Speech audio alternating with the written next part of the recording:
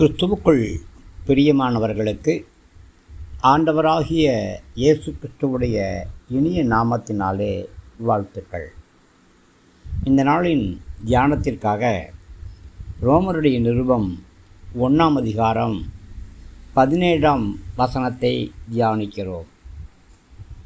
ரோமர் 1:17 விசுவாசத்தினால் நீதிமான் பிழைப்பான் என்று எழுதியிருக்கிறபடி விசுவாசத்தினால் உண்டாகும் தேவநீதி விசுவாசத்துக்கென்று அந்த சுவிசேஷத்தினால் வெளிப்படுத்தப்படுகிறது என்று சொல்லப்பட்டிருக்கிறது. இதில் 3 தடவை விசுவாசம் அப்படிங்கிற வார்த்தை வருது. விசுவாசத்தினாலே நீதிமான் பிழைப்பான், விசுவாசத்தினால் உண்டாகும் தேவநீதி, விசுவாசத்திற்கென்று அந்த சுவிசேஷத்தினாலே வெளிப்படுத்தப்பட்டிருக்கிறது என்று சொல்லி 3 விதமான காரியங்கள் இங்கே சொல்லப்பட்டிருக்கிறது. பிரியமானவர்களே, ரோம் ஒரு பெருமைமிக்க நகரம். சுவிசேஷமோ ரோம பேரரசால் கைப்பற்றப்பட்ட சிறிய நாடுகளில் ஒன்றான யூத நாட்டின் தலைநகராகிய எருசலேமிலிருந்து கடந்து வருது. அன்றைய கிறிஸ்தவர்கள் சமுதாயத்தில் உயர்வாக கருதப்படவே இல்லை. அவங்க பாமரர்களாக இருந்தாங்க, அடிமைகளாக இருந்தாங்க.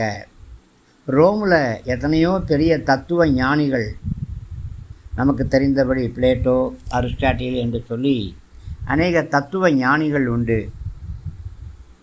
இதில் அநேக தத்துவங்களை கேட்கக்கூடிய அந்த ரோம மக்களுக்கு ஒரு மரித்தோரிலிருந்து ஒரு மனிதன், ஒரு யூதன், ஒரு ஏழை தச்சன் அவன் உயிரோடு எழும்பினான் அப்படிங்கிற கதையை நம்ப வேண்டிய அவசியமே இல்லை. பிரியமானவர்களே, கிறிஸ்தவர்கள் ஒருவரை ஒருவர் சகோதரர்களாக, சகோதரிகளாக கிறிஸ்துவுக்குள் ஒன்றாக கருதினாங்க. இது ரோமருடைய பெருமைக்கும் கண்ணியத்திற்கும் ரொம்ப இழிவான காரியமாக காணப்பட்டுச்சு. பாருங்களேன், ரொம்ப சிறியவராக கூடார தொழில் செய்யக்கூடிய ஒரு சாதாரண ஒரு யூதன் இந்த செய்தியை பிரசங்கம் பண்ணுவதற்காக ரோமுக்கு கடந்து வந்தது ஒரு வேடிக்கையான காரியம்தான். ஆனால் பவுலோ இந்த சுவிசேஷத்தை குறித்து வெட்கப்படலை. தான் சொல்லக்கூடிய செய்தியின் நிச்சயத்தை அவர் நம்பி உறுதியாக இருந்தார்.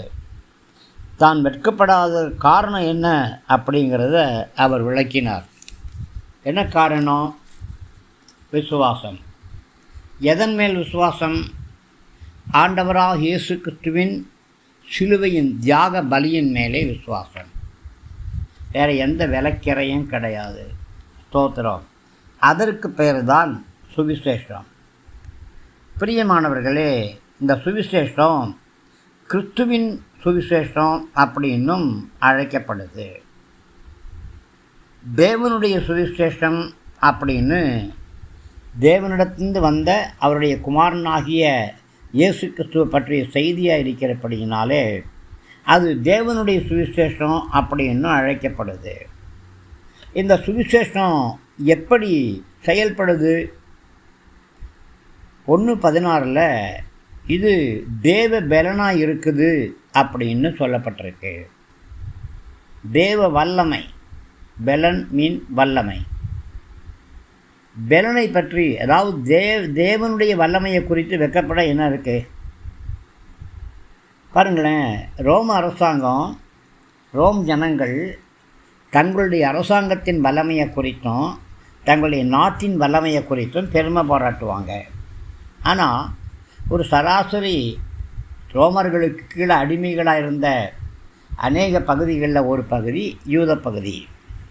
அந்த யூத பகுதியில் ஒரு சராசரி சாதாரண தச்சன், அந்த தச்சன் உலகத்தை மீட்கும்படியாக தேவனால் அனுப்பப்பட்டு சொந்த இரத்தத்தை சிந்தி மக்களை மீட்டு கொண்டான் அப்படிங்கிற செய்தி ரோமர்களுக்கு ஏகடியமாக,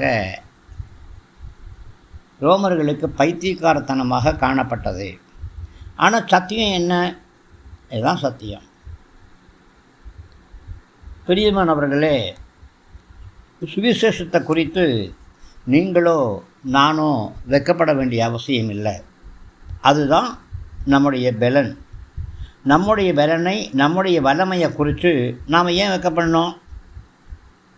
ஒருவேளை கிரேக்க நாடு தத்துவத்துக்கு பெயர் பெற்றதாக இருக்கலாம், ஆனால் ரோம நாடு வல்லமைக்கு பெயர் பெற்றது. ரோம் நாட்டை குறித்த, அரசரை குறித்த, அந்த பேரரசை குறித்த பயம் எல்லாருக்கும் இருந்துச்சு. அவங்க தங்களை யாருமே ஜெயிக்க முடியாது அப்படின்னு நினச்ச ஒரு மிகப்பெரிய நிலப்பகுதியில் அவங்க காணப்பட்டாங்க. எங்கே பார்த்தாலும் ரோம படைகள், ரோம முகாம்கள், ரோம இராணுவம். ஆனால் இவ்வளவு படை பலம் இருந்தால் கூட ரோம் ஒரு பலவீனமான நாடு தான். செனிகா அப்படின்னு சொல்லக்கூடிய தத்துவ ஞானி என்ன சொல்கிறாருன்னா, ரோம அக்கிரம சாக்கடை அப்படின்னு அழைக்கிறாரு. எழுத்தாளர் ஜூவெனல் என்ன சொல்கிறாருன்னா, பேர் அரசின் வண்டல்கள் எல்லாம் வழிந்தோடும் கேவலமான சாக்கடை அப்படின்னு சொல்லி ரோம குறித்து எழுதுகிறாரு. பிரியமானவர்களே, பவுல் சுவிசேஷத்தை குறித்து வெட்கப்படலையே, அதுக்கு எந்த ஒரு ஆச்சரியமும் கிடையாது. பாவம் நிறைந்த ரோமுக்கு மனிதர்களுடைய வாழ்க்கையை மாற்றக்கூடிய சக்தி படைத்த ஒரு செய்தி சுவிசேஷ செய்தி. எல்லாருடைய வாழ்க்கையும், ஏன் ரோம ராஜாவுடைய வாழ்க்கையை மாற்றி போடக்கூடிய ஒரு செய்தியை பவுல் சுமந்துட்டு போகிறாரு. அதுதான் நற்செய்தி, அதுதான் சுவிசேஷம். ஒருத்தருடைய வாழ்க்கையில் சுவிசேஷம் கடந்து வந்துருச்சுனாக்க, இயேசுவை குறித்த நற்செய்தி கடந்து வந்துருச்சுன்னா அவங்களுடைய வாழ்க்கையை சுத்தமாக அது மாற்றிடும். ரட்சிப்பு அப்படிங்கிறதுக்கு மீட்பு அப்படின்னு ஒரு வார்த்தை இருக்குது. ரட்சிப்பு அப்படிங்கிறதுக்கு எல்லா அக்கிரமத்திலிருந்தும் மீட்டுக்கொள்ளப்படுதல், பாவத்திலிருந்து மீட்டுக்கொள்ளப்படுதல், தேவ வல்லமையினாலே மீட்டுக்கொள்ளப்படுதல் அப்படின்னும் அர்த்தம் உண்டு. பிரியமானவர்களே, யாராக இருந்தால் என்ன, ரோமா இருந்தால் என்ன, கிரேக்காக இருந்தால் என்ன, யூதர்களாக இருந்தால் என்ன, யாராக இருந்தாலும் அவங்களுக்கு தேவை, எனக்கு தேவை, உங்களுக்கு தேவை ரட்சிப்பு, மீட்பு. இந்த ரட்சிப்பையும் மீட்பையும் கல்வாரி சிலுவையே நமக்கு கொடுக்குது. அந்த தைரியத்தில் தான் விசுவாசத்தினாலே நீதிமான் பிழைப்பான் அப்படின்னு சொல்லி பவுல் சொல்கிறாரு. பிரியமானவர்களே, நம்முடைய வாழ்க்கையில் இயேசுவை சொந்த இரட்சகராக ஏற்றுக்கொண்டிருக்கிறோமா? இயேசுவை விசுவாசிக்கிறோமா? என் பாவங்கள் எல்லாவற்றையும் கல்வாரி சிலுவையிலே சுமந்து தீர்த்தார் என்று நாம் அறிக்கை பண்ணுறோமா? வேதம் என்ன சொல்லுது? நீங்கள் இயேசுவை இதயத்தில் விசுவாசித்தா தேவ நீதி உங்களுக்குள்ளே கடந்து வரும். ஆனால் நாவல் அறிக்கை வேணா மாத்திரம்தான் நீங்கள் ரட்சிக்கப்படுவீங்க. நீதி உண்டாக இதயத்திலே விசுவாசம், ரட்சிப்பு உண்டாக நாவிலே அறிக்கை. கர்த்தர் உங்களை ரட்சித்து வழி நடத்துவாராக. ஆமேன்.